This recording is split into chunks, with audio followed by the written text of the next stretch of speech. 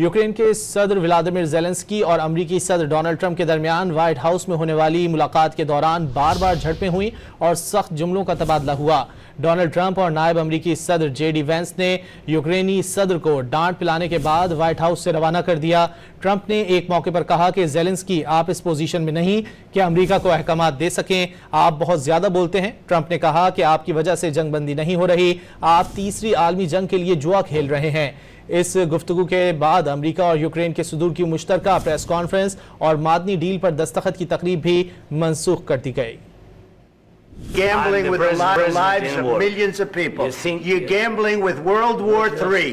You're gambling with World War III. And what you're doing is very disrespectful to the country, this country, that's backed you far more than a lot of people said they should have. Have you said thank you once this entire meeting? Gambling with the lives of millions of people. You're gambling with World War III. You're gambling with World War III. And what you're doing is very disrespectful to the country, this country, that's backed you far more than a lot of people said they should have. Have you said thank you once this entire meeting?